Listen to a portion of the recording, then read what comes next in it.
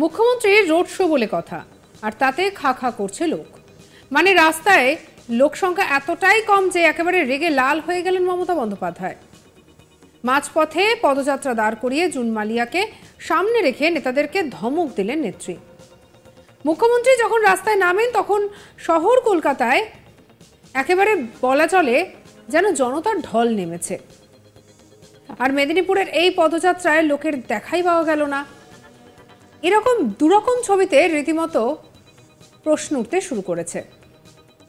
সোমবার বিকেলে মেদিনীপুর শহরে মেদিনীপুর লোকসভার তৃণমূল প্রার্থী জুন মালিয়ার সমর্থনে পদযাত্রার আয়োজন ছিল, যেখানে প্রধান আকর্ষণ ছিল তৃণমূল নেত্রী মমতা বন্দ্যোপাধ্যায়। পদযাত্রা নিয়ে 200 মিটার এগোতেই নেত্রী দেখেন যে রাস্তার পাশে লোক নেই পিছনেও। পদযাত্রা দাঁড় করিয়ে রীতিমতো ধমক দিলেন তৃণমূলের জেলা সভাপতি থেকে জুন মালিয়া সকলকে। নেত্রীর অগ্নিমূর্তি দেখে একেবারে সবাই তখন হতবাক। বলা ভালো যে এরকম পরিস্থিতির মধ্যে যে পড়তে হবে সেটা কেউ ভাবেনি। দ্রুত বিভিন্ন জায়গায় পিছনে ছড়িয়ে থাকা তৃণমূল কর্মী সমর্থকদের এক করে ভিড় বাড়ানো হয় পদযাত্রায়।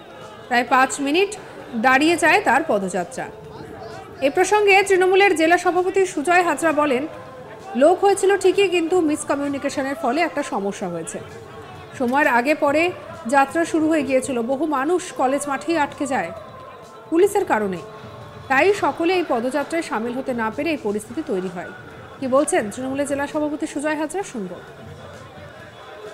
আপনারা যখন দিদি লাস্ট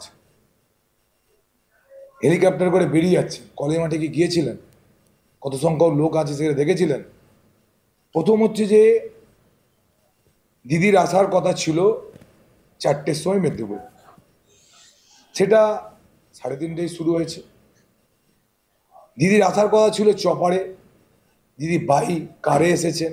দিদি বাই কারে আসার জন্য বিভিন্ন মোড়ে Z+ ক্যাটেগরি তিনি যেহেতু নিরাপত্তা পান, তার নিরাপত্তার দিকে লক্ষ্য রেখে বিভিন্ন মোড়গুলোকে ব্লক করে দেওয়া হয়েছে। ফলে আমাদের দলীয় কর্মীরা তারা সঠিক সময়তে এসে উঠতে পারেননি। সেই কারণে আপনারা দেখবেন যে এই সভা শেষ হওয়ার পরে এই কলেজ মাঠটা পুরো ভর্তি হয়ে গেছে। আর যারা নিরাপত্তার দায়িত্বে ছিল মেন শহরের মধ্যে, তাদেরও কোথাও কমিউনিকেশনের অভাব ছিল। ফলে লোকগুলোকে দেখবেন যে গান্ধী স্ট্যাচুর বাইরে 4000 লোক দাঁড়িয়ে আছে, পুলিশ সেখানে আটকে রেখে দিয়েছে। আবার একটু আগে স্টেট ব্যাংকের ওখানে 2000 লোককে দাঁড়িয়ে আছে।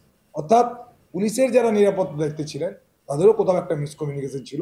ফলে লোকগুলো যে পিছনে থাকবে সেইটা পুলিশ প্রশাসনের কোথাও এই মিসকমিউনিকেশন থাকার জন্য সেই লোকগুলোকে একসঙ্গে হাঁটানো যায়নি। কিন্তু আফটার অল আমি আবার বলছি যে যখন দেখবেন যে দিদি যাচ্ছেন, ওটা কলেজ মাঠটা ভরে গেছে।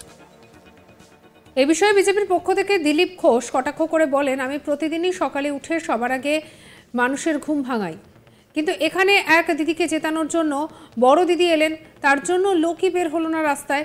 তৃণমূলের নেতা কর্মীদের ঘুমই ভাঙেনি। কি বলছেন দিলীপ ঘোষ, শুনবো। মেদিনীপুরবাসীর ঘুম ভাঙাতে হচ্ছে, সেই জন্য দুঃখিত। আর আমার পুরনো অভ্যাস, সকাল থেকে লোকের ঘুম ভাঙাই।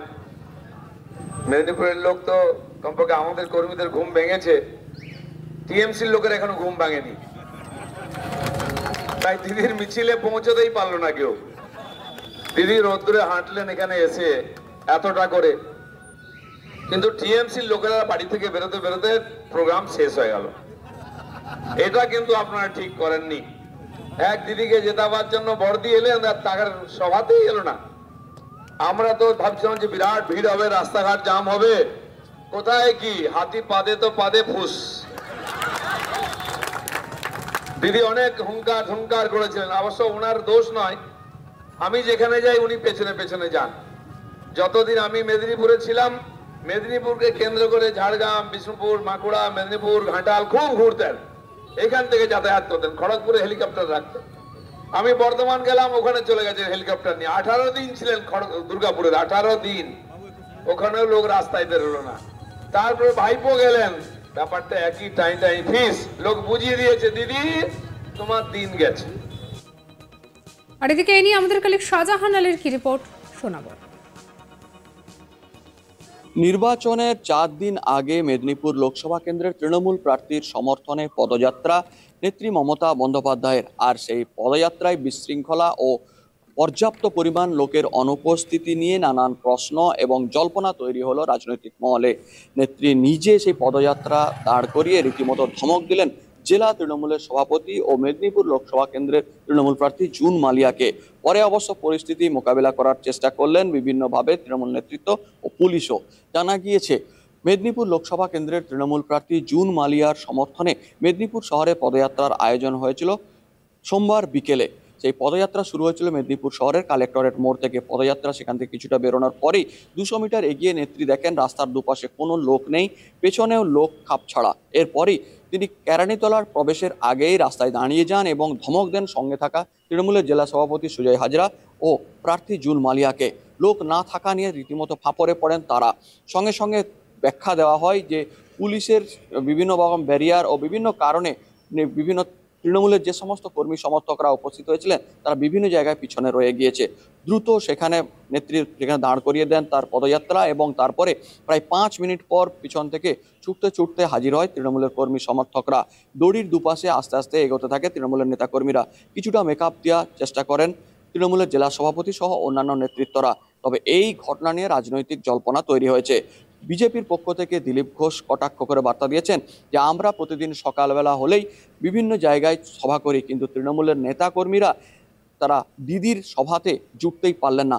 এক দিদিকে জেতাতে বড়দি উপস্থিত হলেন মেদিনীপুরে, আর তার সমর্থক লোকেরাই উপস্থিত হতে পারলেন না। তার এই সভা ফ্লপ বলে দাবি করেছে বিজেপি। যদিও তৃণমূলের পক্ষ থেকে জেলা সভাপতি সুজয় হাজরার দাবি এটা অন্য কিছুই নয়, মিসকমিউনিকেশন হয়েছে। পুলিশের কড়াকড়ির কারণে সমস্ত তৃণমূলের কর্মী সমর্থকরা উপস্থিত হতে পারেনি পদযাত্রায়। বেশিরভাগ মানুষই হেলিপ্যাড এবং মেদিনীপুর কলেজ মাঠে উপস্থিত রয়ে গিয়েছিলেন। তারা বুঝতে পারেননি কোন দিকে যাবেন। ফলে এবং তার আরও দাবি যে নেত্রী সময়ের আগেই এই পদযাত্রা শুরু করেছিলেন, ফলে বিভ্রান্ত হয়ে গিয়েছিলেন তাদের কর্মী সমর্থকরা, তাই পদযাত্রায় সামিল হতে পারেনি। এটাতে অন্য কিছু দেখছেন না তারা। তা হলেও সব মিলিয়ে নেত্রীর এই শেষ মুহূর্তের পদযাত্রাতে বিশৃঙ্খলা নিয়ে রাজনৈতিক ফায়দা তোলার চেষ্টা করছে বিজেপি। তবে মুখ্যমন্ত্রীর রোড শোতে ভিড় না হওয়ায় তা নিয়ে রীতিমতো শুরু হয়েছে একাধিক চর্চা। বিভিন্ন জায়গা থেকে এ নিয়ে কথা উঠতে শুরু করেছে। জানা যায় যে এ প্রসঙ্গে তৃণমূলের জেলা সভাপতি সুজয় হাজরা বলেন যে লোক হয়েছিল ঠিকই, কিন্তু মিসকমিউনিকেশনের ফলে নাকি একটা সমস্যা তৈরি হয়েছে। সময়ের আগে পরে যাত্রা শুরু হয়ে গিয়েছিল, বহু মানুষ কলেজ মাঠেই আটকে রয়েছিলেন, সেই কারণে এমন অসুবিধার সৃষ্টি হয়। তাই সকলেই পদযাত্রায় সামিল হতে পারেননি, আর তার ফলেই পরিস্থিতি জোরালো হয়ে ওঠে। শুরু হয়েছে, দিদির আসার কথা ছিল চপারে, দিদি বাই কারে এসেছে। দিদি বাই কারে আসার জন্য বিভিন্ন মোড়ে জেড প্লাস ক্যাটাগরি। সঙ্গে রাখুন আজ তাক বাংলাকে, সাবস্ক্রাইব করতে ভুলবেন না।